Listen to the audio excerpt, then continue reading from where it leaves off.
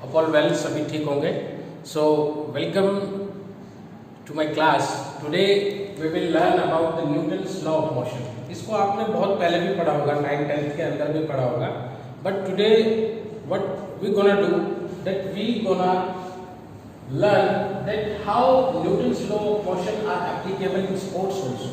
क्योंकि देखिए ये तो यूनिवर्सल लॉज हैं, ये तो हर जगह है applicable, but how they are applicable in sports, this is what we gonna learn today. So again I welcome everyone, and those who are gaining and feel like that they are getting good information through my channel, please subscribe and like my videos, subscribe the channel. तो भाई देखते हैं आज हम कि Newton's के जो है वो 3 लॉ है मोशन के, ठीक है। First law of motion, second law of motion and third law of motion, ठीक है। तो फर्स्ट हो गया, ये सेकंड लॉ हो गया है, और ये हो गया है हमारा थर्ड लॉ। तो देखते हैं हमें first law what teaches us. First law of motion को लॉ ऑफ इनर्शिया भी कहा जाता है, ठीक है। इनर्शिया का मतलब है कि जो ऑब्जेक्ट है, जो आपका मास है, यानी कि अगर आप चल रहे हैं, अगर आप एक्सीलरेशन के अंदर हैं, तो क्या होगा, वो आपको कुछ और दूर तक आगे तक लेके जाता है। मान लीजिए आपको फॉर एग्जांपल आप अगर बाइक को ड्राइव कर रहे हैं और आप उसको चलाते चलाते अगर बंद कर देंगे, तब तो कोई फोर्स जनरेट नहीं हो रहा, इंजन बंद हो गया है। लेकिन आप देखते हैं कि उसकी कुछ देर तक और बाइक जो है रोल करती रहती है, यानी कि जो ऑब्जेक्ट का मास है ना, वो उसी पेस को फॉलो करने की कोशिश करता है, ठीक है। और यही हमें बताता है कि कोई भी अगर ऑब्जेक्ट मोशन के अंदर है तो then that object remains in motion, ठीक है। तो वो मोशन के अंदर रहेगा। और अगर कोई ऑब्जेक्ट रेस्ट में है, अगर कोई ऑब्जेक्ट चल नहीं रहा है, तो ये जब तक मार्कर मेरे हाथ में है तब तक ये रेस्ट में ही रहेगा। कब तक? Until any external force applied on it. दोनों ही चीजों में क्या होगा, अंटिल एनी एक्सटर्नल फोर्स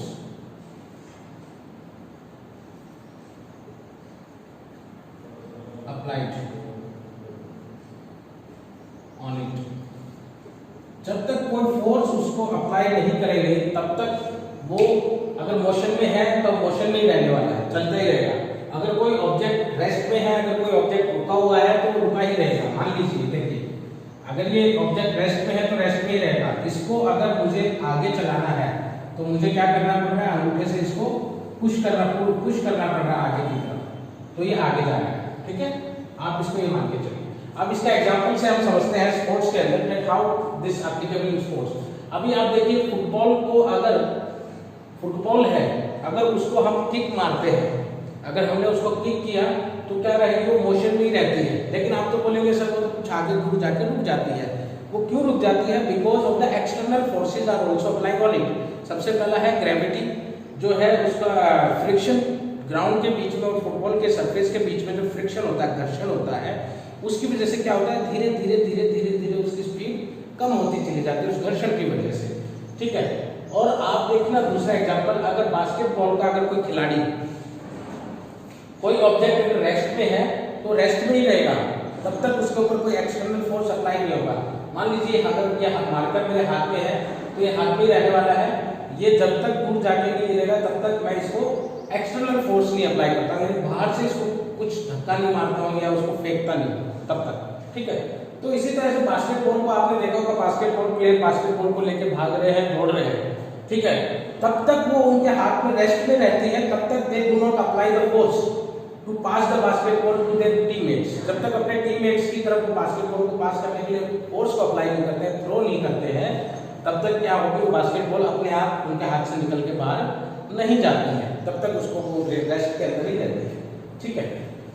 तो रिलेशनशिप शो करता है मोशन का मोशन के साथ और रेस्ट का रेस्ट के साथ, अंटिल ये जो है फोर्स का और जो है ना इसकी गति का, किसी भी ऑब्जेक्ट की गति का रिलेशनशिप शो करता है, ठीक।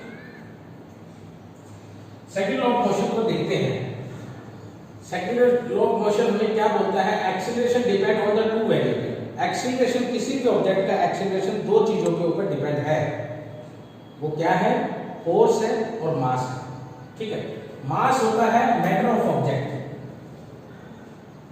मैटर ऑफ ऑब्जेक्ट, यानी कि कोई भी अगर जो ऑब्जेक्ट है उसके अंदर कितना मैटर है ये वेरी करता है। ठीक है, अभी देखिए आप, इसका मास क्या है मार्कर का, कि इसका जो भी सारा मैटर है वो इसका मास है।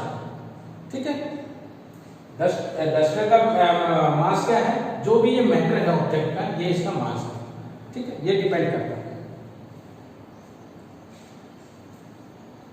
तो फोर्स को हम कह दिए रिलेशनशिप शो करता है किसके बीच में, फोर्स और मास के बीच में रिलेशनशिप शो करता है। वो कैसे करता है फोर्स के अंदर अभी हम देखते हैं। सबसे पहले हमें पता होना चाहिए कि एक्सीलरेशन होता क्या है। एक्सीलरेशन है rate of change in velocity, यानी कि आपकी गति, वेलोसिटी क्या है, गति, आपका गति कितना जो है रेट ऑफ चेंज, उस गति कितना आपका बढ़ रहा है वो आपका एक्सीलरेशन होता है। आपने देखा होगा कि वेलोसिटी को हम किस तरह से बढ़ाते हैं, जब हम एक्सीलरेटर दबाते हैं तो हमारी गति बदल जाती है। अगर हम बाइक चला रहे हैं या अगर हम कार चला रहे हैं तो एक्सीलरेटर को पुश करते हैं, और अगर बाइक चला रहे हैं तो एक्सीलरेटर को हम घुमाते हैं, उससे क्या होगी, हमारा पेस बढ़ जाता है। ठीक है, तो ये डिपेंड करता है कि आप कितना फोर्स लगा रहे हो। ठीक है, तो आपका जो फोर्स है वो, अगर आपको मास को, अगर किसी भी ऑब्जेक्ट को हिलाना है तो आपका फोर्स जो है उसके वेट से ज्यादा, उसके मास से ज्यादा होना चाहिए, तभी वो चीज हिल पाएगी।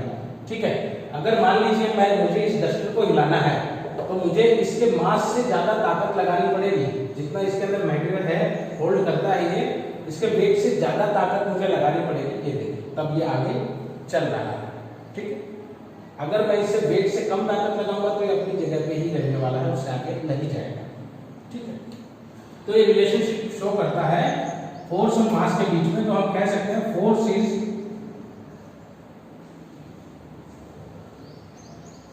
प्रोपोर्शनल टू मास।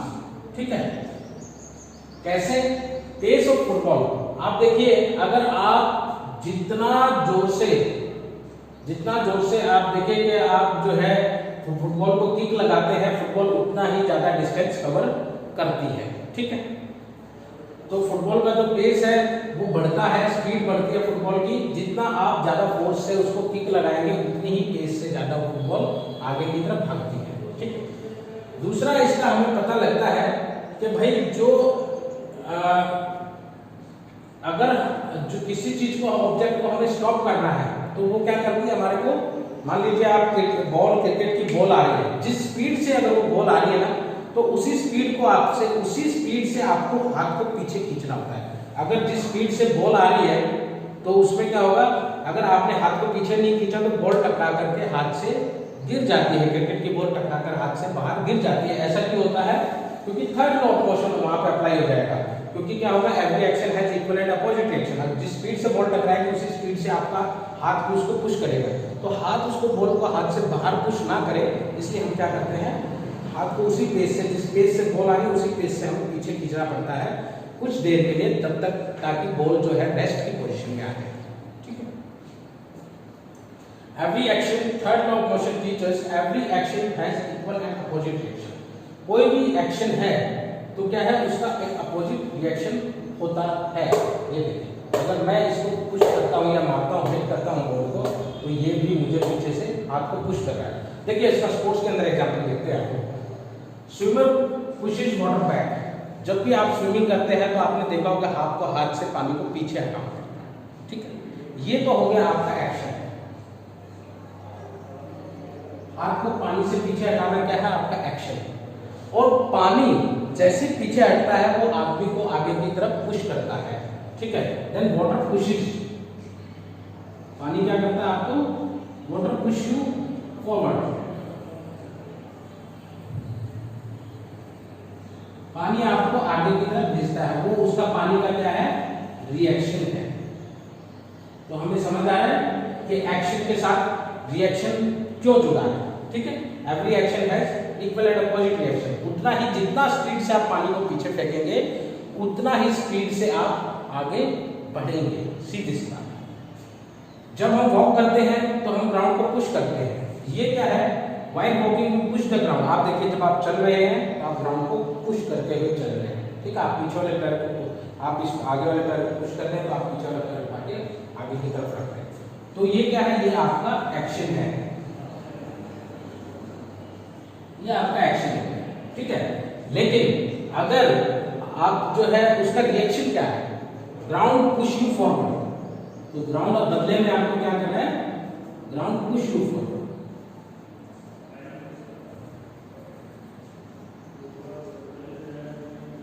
ये उसका रिएक्शन हो गया। Hope it's all clear well now, सब आसानी से समझ में आ गया होगा, बहुत इजी एग्जांपल्स मैंने आपको बताए हैं। So this is how all the load motion are applicable in this course. ठीक है, please like, subscribe my channel. Thank you, have a nice day.